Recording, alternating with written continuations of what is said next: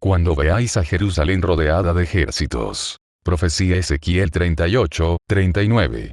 Comenta al respecto de este tema en nuestro foro de comentarios, para poder aportar nueva información a este análisis de la actualidad. La profetizada invasión de Israel por los ejércitos del norte y del sur dirigidos por Rusia es una de las profecías más alarmantes de la Biblia. Hoy, todos los adversarios están en posición, el anticristo está por surgir, y la lucha interna entre las 10 supernaciones está por comenzar. El resultado: Rusia invade a Israel, tal y como Dios lo profetizó en Ezequiel 38, 39. En el libro de Ezequiel, Dios dio una de sus más alarmantes profecías en toda la Escritura. Él dijo en los capítulos 38 y 39, que en los últimos días, después de que Israel retornara a su tierra, la nación de Rusia dirigiría una alianza con otras naciones para atacar a Israel. Ahora, recuerde que Dios escribió a través de su profeta Ezequiel, en el 592 a.C. aproximadamente, lo que significa que esas profecías se escribieron hace al menos 2600 años. En el tiempo en que Ezequiel escribió estas profecías, no había una persona razonable que pudiera creer que estas profecías ocurrieran realmente alguna vez. Después de todo, el Medio Oriente en ese tiempo era el centro del mundo en cultura y poder. Por el otro lado, la nación de Rusia no existía. Las únicas personas que vivían en esa región eran tal vez hombres de tribus primitivas. Nunca en la historia existieron circunstancias que hicieran posible que una invasión guiada por Rusia fuera posible. Tan reciente como los siglos XVIII y XIX, las circunstancias eran tan improbables para Rusia de que pudiera guiar una invasión hacia Israel, que las personas que querían probar que la Biblia era inerrante, y que no podía tomarse literalmente, llevaban esta profecía al extremo. Pudo haber sabido tampoco que los planes ocultistas de establecer el nuevo orden mundial corresponderían a esta profecía. Esta parte del plan fue anunciada por Albert Pike, quien fue el líder de la masonería norteamericana durante los años 1870-1895 aproximadamente. Nosotros detallamos su plan en Noticias 1015, visión de Albert Pike de cómo alcanzar el nuevo orden mundial. La visión de Pike, recibida de su espíritu guía demoníaco, estableció que tres guerras mundiales serían necesarias para establecer el nuevo orden mundial. 1. La Primera Guerra Mundial tenía como objetivo la caída y destrucción total del gobierno ruso de los zares, para ser suplantado por el comunismo de Karl Marx, que se anunció solamente en 1848. 2. Segunda Guerra Mundial comenzaría entre Alemania y Gran Bretaña, pero su objetivo principal sería convertir el nuevo gobierno comunista ruso en una potencia capaz de luchar contra los poderes occidentales para controlar el mundo. 3. Tercera Guerra Mundial sería entre Israel y sus vecinos árabes, y del humo, del polvo y la destrucción de esta guerra, se levantaría el anticristo. Y cuando ellos usaron los recursos de los Estados Unidos para lograr esos objetivos, sin darse cuenta crearon la posibilidad de que Rusia poseyera tanto poder militar y político que pudiera dirigir una invasión a Israel en los últimos días, luego de que Israel estuviera de vuelta en su tierra. Puede ver usted cómo la visión demoníaca de Pike llevó a los dos jefes protagonistas en el escenario descrito en Ezequiel 38, 39. La visión de Pike lleva a Rusia a alturas sin precedentes históricos, tanto política como militarmente, y ello presupone el retorno de Israel a su tierra, un evento que nadie había previsto, sino los cristianos creyentes en la Biblia en 1870. Ahora echemos un pequeño vistazo a los combatientes en esta gran guerra, cuando Rusia, como fue profetizado, dirija una invasión a Israel en los últimos días, identificando a Rusia como el líder de esta invasión. Vino a mí palabra de Jehová, diciendo: Hijo de hombre, pon tu rostro contra Gog en tierra de Magog, príncipe soberano de Mesec y Tubal, y profetiza contra él, y di: Así ha dicho Jehová el Señor. He aquí, yo estoy contra ti, oh Gog, príncipe soberano de Mesec y Tubal. Ezequiel 38, 1, 3. Aunque es cierto que la Biblia generalmente identifica las fuerzas del mal opuestas a Dios como Magog, y a sus líderes como Gog, hay razones etimológicas para entender que Gog y Magog pudieran referirse a lo que es llamado la Rusia moderna. Vemos el nombre Magog por primera vez en Génesis 10, 2, como uno de los hijos de Jafet, uno de los nietos de Noé. En esa era común para los nombres tribales, y luego nacionales, evolucionar desde el nombre de su fundador original. Aparentemente el nombre tribal Magog se movió hacia el norte desde el Medio Oriente. Josefo nota que Magog es llamado los sitianos por los griegos, quienes vivieron en las regiones del norte sobre las montañas Cáucasus, como ancestros de la Rusia moderna. El término Gog se traduce de la frase hebrea, Nes y Rosh. Mientras que Ros puede ser un adjetivo que significa cabeza o líder, también puede ser el nombre de un lugar llamado Ros. El léxico hebreo para marrón, conductor, y Brigips indica que Rosh aquí se refiere al nombre de una persona, la Rusia actual.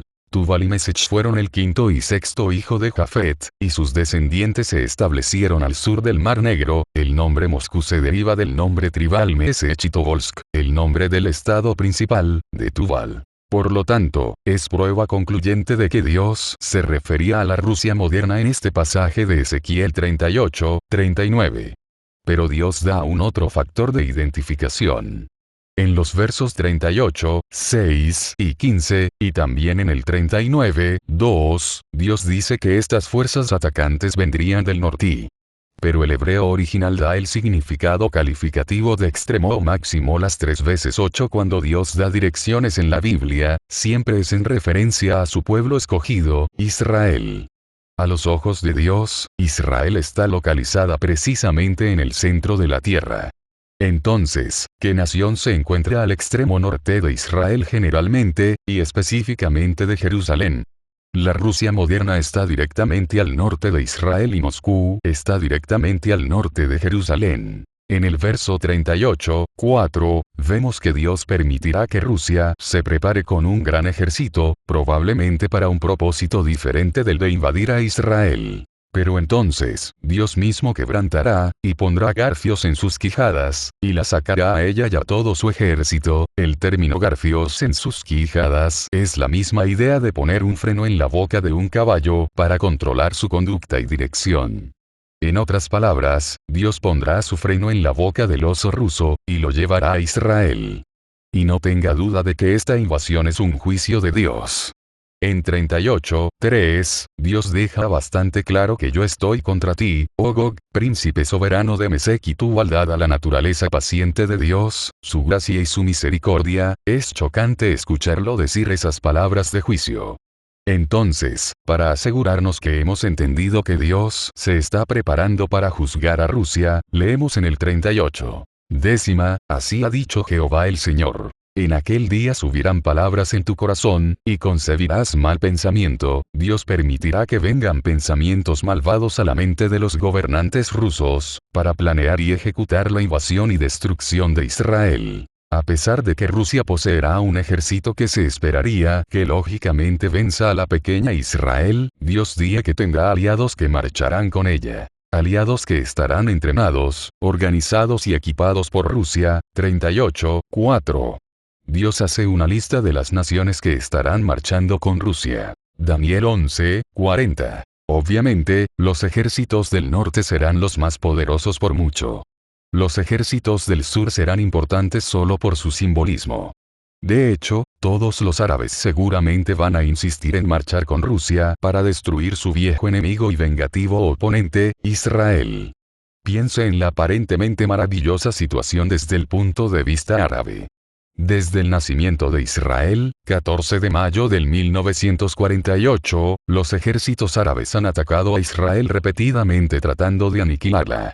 Y la mayoría de este tiempo, Rusia ha estado armando a los árabes y asesorándolos. Aún así, Israel vence a los árabes fácilmente. Ahora Rusia ya ha tenido suficiente. Ella va a atacar y destruir esos irritantes judíos de una vez y por todas.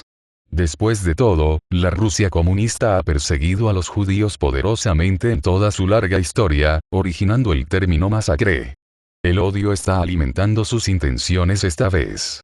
Ahora, ellos van a mostrarle a los árabes cómo se debe conducir una campaña militar, y los invitarán a participar. Ya que este es el caso, ¿por qué Irak, Siria, Jordania y Egipto no están marchando con las fuerzas dirigidas por Rusia? Cada uno de esos países ha iniciado un conflicto con Israel desde 1948, así que sabemos que les gustaría ver a Israel destruida. De hecho, ejército, y fuerzas aéreas y navales lo suficientemente modernas como para hacerle la guerra a los ejércitos americanos y del oeste de Europa, están atacando ahora a Israel desde el norte y desde el sur. ¿Dónde están Siria, Jordania, Irak y Egipto? ¿Por qué Dios no los puso en la lista de los que marchan con Rusia? En Ezequiel 38:11, Dios describe esta condición en Israel justo antes de la invasión rusa. En este contexto, Dios está describiendo la línea de pensamiento que va por las mentes de los líderes rusos, mientras ellos contemplan, planifican y finalmente ejecutan su plan de invasión, y dirás: subiré contra una tierra indefensa, iré contra gentes tranquilas que habitan confiadamente. Todas ellas habitan sin muros, y no tienen cerrojos ni puertas. Este es precisamente el significado aquí. En el tiempo de la invasión rusa, Israel se siente muy segura. Ella no siente que hay ningún tipo de peligro de ningún vecino, de ningún enemigo. ¿Describes tú a Israel hoy? Absolutamente no. Cuando no está temiendo un ataque desde fuera de sus fronteras, teme un ataque terrorista desde dentro. La intensidad del odio de los árabes inmediatamente cercanos a ella es tal que Israel hoy se siente bajo un potencial ataque desde cualquier dirección, a cada segundo de cada día. Definitivamente no hay forma de que Israel se sienta muy segura. La única forma en que Israel podría sentirse a salvo, es si perdiera de repente sus cercanos e implacables vecinos árabes. Yo creo que ese escenario es exactamente el que Dios hará que ocurra, y parece encajar con la profecía contra la casa de Esaú, contra Damasco y contra Egipto. El plan del nuevo orden mundial para el anticristo es hacer su aparición durante esta primera guerra, llamada en su plan la Tercera Guerra Mundial. Él aparecerá con grandes poderes ocultistas, que producirán tremendas señales y maravillas, que impactarán a la gente del mundo, volviéndolos literalmente locos. Yo lo encuentro extremadamente interesante, a pesar de que el autor del nuevo orden mundial, Peter Le Mesurier, declarara que muchas de las señales y maravillas que haría el anticristo serían hechas con fenómenos tecnológicos que serían contados como apoyo físico para las señales y maravillas ocultistas producidas por el anticristo. ¿No es interesante? Parece como si Hollywood y las cadenas de televisión usarán su experiencia tecnológica para convencer a la gente del mundo de seguir, y luego adorar, al anticristo. Piense en esto la próxima vez que esté viendo su programa de noticias favorito. Pero eso no es todo. Se dependerá de los medios de comunicación para cubrir toda la aparición, con las señales y prodigios ocultistas, más las señales y prodigios creados tecnológicamente, más la condición desesperada del mundo, en un solo paquete para convencer a la gente del mundo de que siga al anticristo. Finalmente, todas las quejas y advertencias de los líderes cristianos se realizarán en un instante, cuando las cadenas de noticias cumplan su rol en el establecimiento exitoso del anticristo. Cuando surja el anticristo, él preparará su aparición al este de Jerusalén. El plan es que esté vestido con todo el atuendo de un rey, con cola púrpura perfumada, armadura, espada, y el cetro que concuerda con un rey. Pero estará cabalgando en un pollino, recreando la profecía de Zacarías 9:9, donde se presenta al Mesías a los judíos como humilde, modesto, y cabalgando en la espalda de un pollino. Por supuesto, Jesucristo cumplió esta profecía a carta cabal, cuando él llegó a Jerusalén en un pollino, un evento que celebramos cada año. De todas maneras, los líderes judíos rechazaron este evento como el cumplimiento de nada, así rechazaron a Jesucristo como su tan esperado Mesías.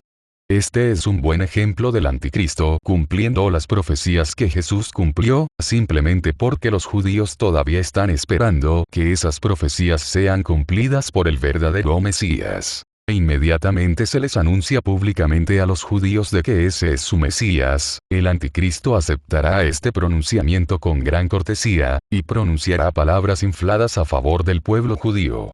En un increíble diluvio de emociones, el anticristo confirmará el pacto nacional judío, muy probablemente aquel que Israel instituyó oficialmente en mayo del 1993. En ese momento, comenzará la semana 70 de Daniel 9:27.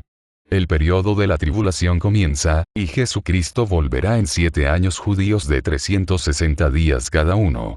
Cualquiera sobre la tierra que tenga este conocimiento bíblico, puede marcar su calendario de acuerdo a esto. En Israel reina la confusión, mientras los judíos celebran a su Mesías. Comienzan inmediatamente los trabajos en el nuevo templo. Los judíos de todas partes del mundo comienzan a volver a su ampliada tierra. La fiebre de paz brota en todas partes. En todas partes del mundo, la gente finalmente está diciéndose uno a otro, al fin tenemos paz y seguridad. El arte de servir. Comparte nuestros materiales.